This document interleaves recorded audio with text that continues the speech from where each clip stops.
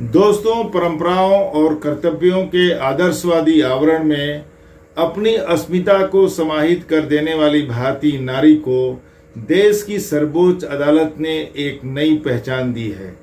यह है उसका आर्थिक अस्तित्व, जिसे भारत के पुरुष प्रधान समाज ने कभी कोई मान्यता नहीं दी। गृहिणियां राष्ट्र निर्माता हैं, यानी नेशन बिल्डर्स हैं, और उन्हें यह पहचान मिलनी ही चाहिए। वे सिर्फ लोगों का देखरेख करने वाली नहीं है, बल्कि उनका अपना आर्थिक अस्तित्व है। घर परिवार में उनके योगदान को अदालतों ने हमेशा कम करके आंका है।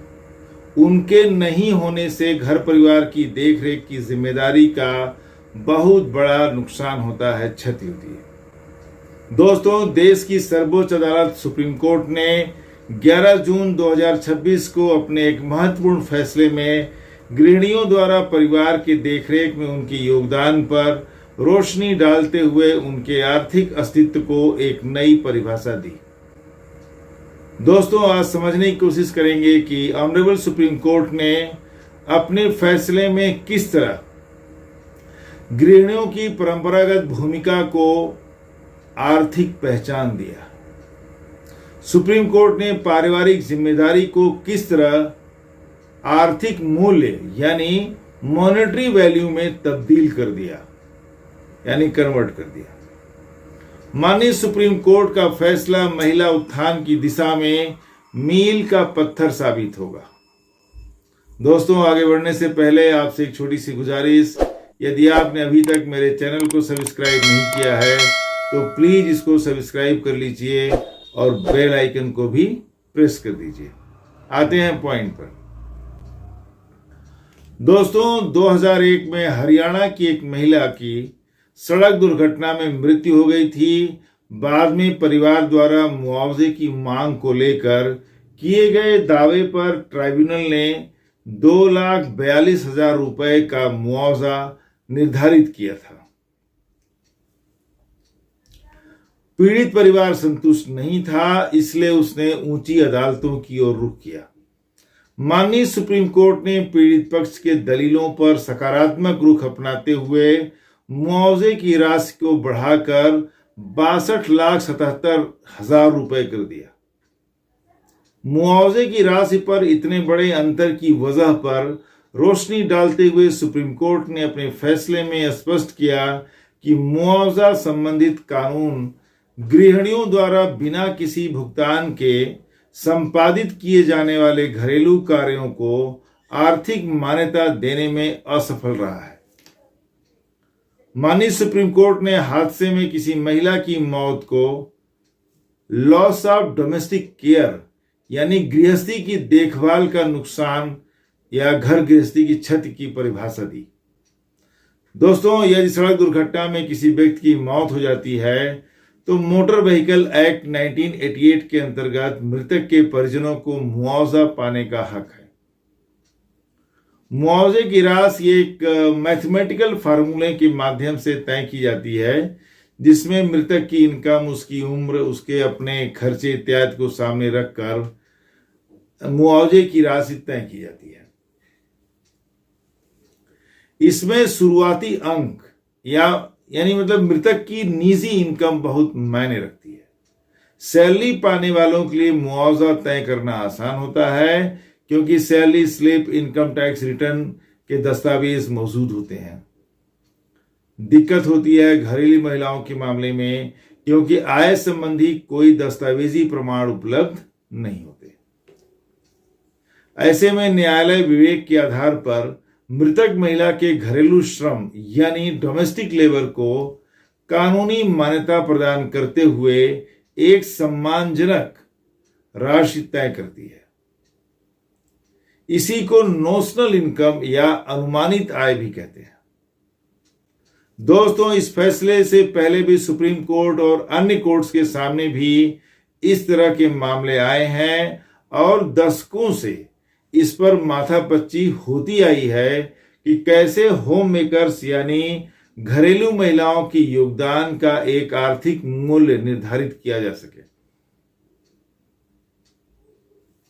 टाटा स्टील के एक अग्निकांड में मृत लता वाधवा के मामले पर सुप्रीम कोर्ट ने 2001 में Lata Wadhwa versus state of Bihar पर फैसला सुनाते हुए गृहिणियों के योगदान को मान्यता प्रदान करते हुए कहा कि इसकी उपेक्षा नहीं की जा सकती और 34 से लेकर के 59 ईयर्स की उम्र की महिलाओं को 3,000 रुपए प्रति महीने की मुआवजा राशि तय कर दी।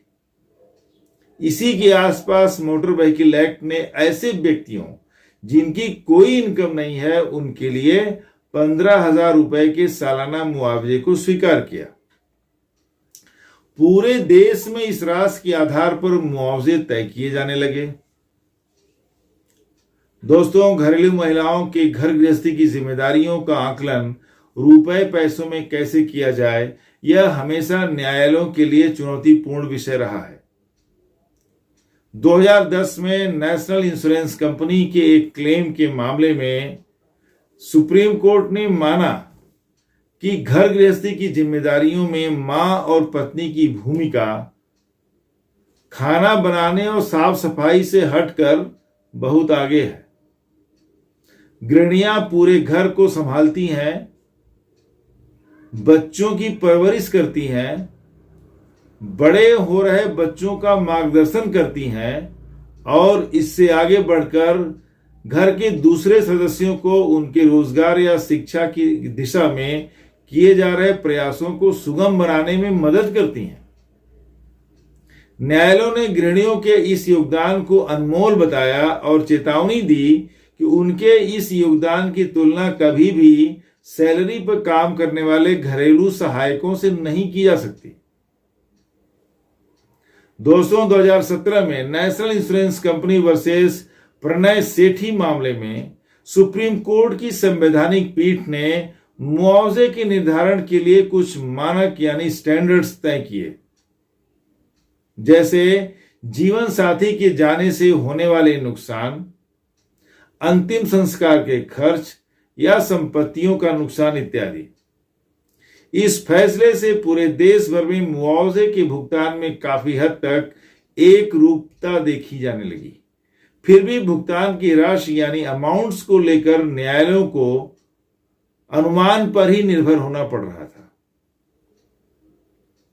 घरेलू श्रम के आर्थिक मूल्य को सैद्धांतिक मान्यता तो मिली, पर कोई स्पष्ट तरीका नहीं निकाला जा सका जिससे रोजमर्रा की जिंदगी में गृहिणियों के आर्थिक योगदान का सही आकलन किया जा सके।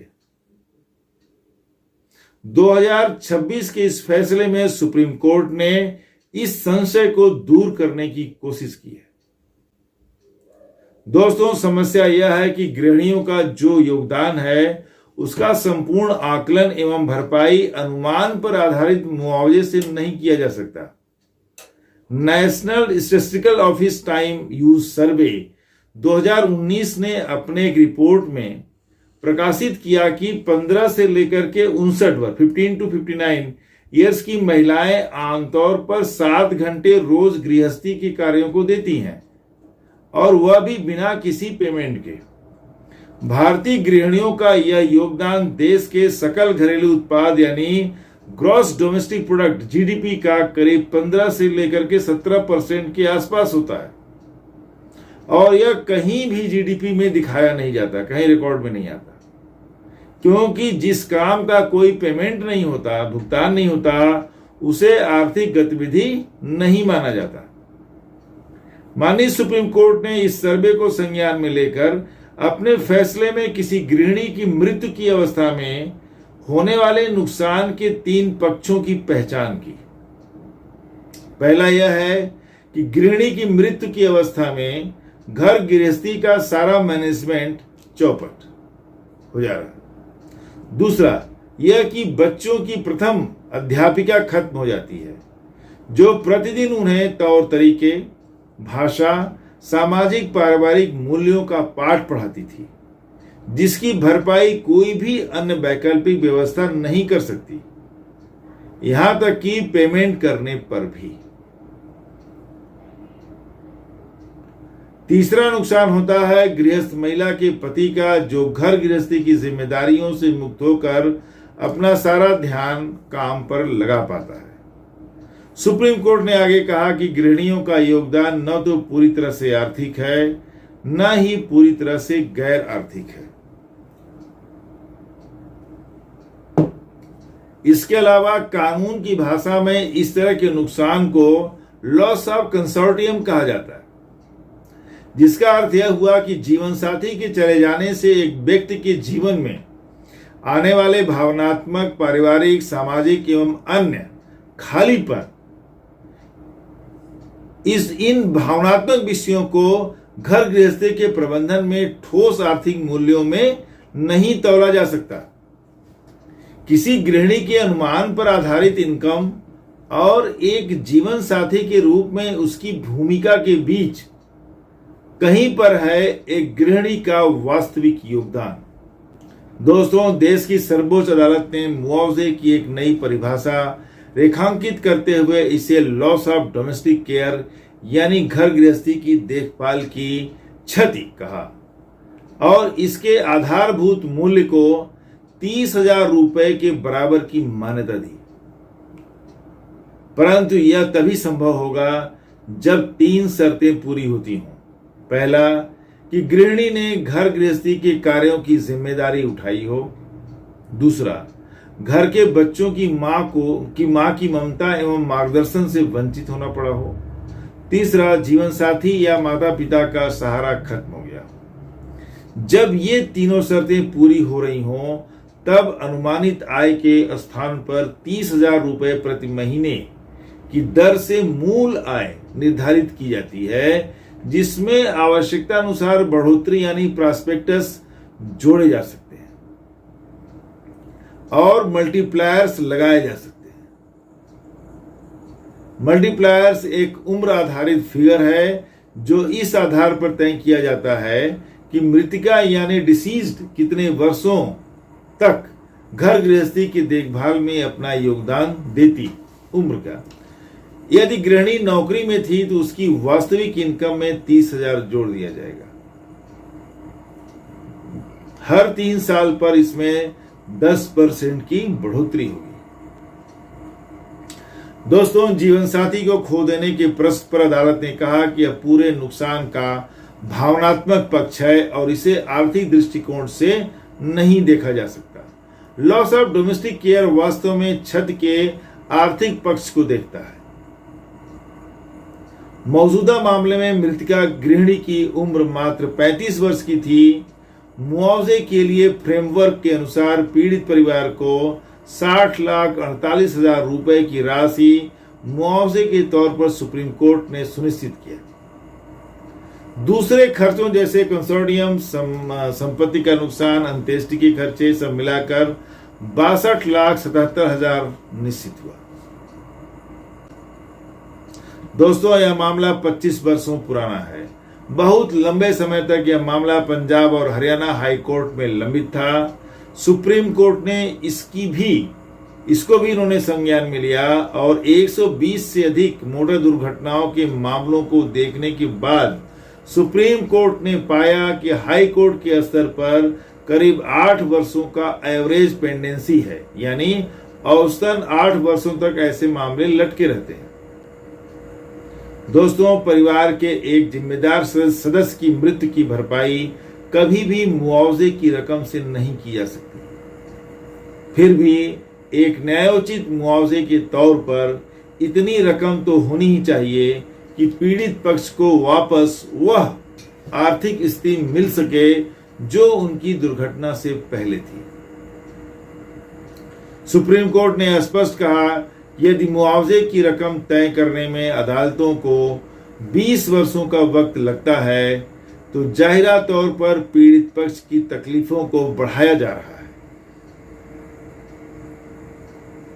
माननीय सुप्रीम कोर्ट ने देश के सभी हाई कोर्ट्स के चीफ जस्टिस को निर्देश जारी किया है कि पुराने काफी समय से लंबित पड़े मोटर दुर्घटना के मामलों की सूची बनाई जाए और स्पेशल बेंच बनाकर मामलों की सुनवाई की जाए। दोस्तों, मिलते हैं नेक्स्ट वीडियो में किसी और टॉपिक पर। मेरे चैनल को सब्सक्राइब करेंगे तो मुझे आपका सपोर्ट मिलेगा। नमस्कार, धन्यवाद।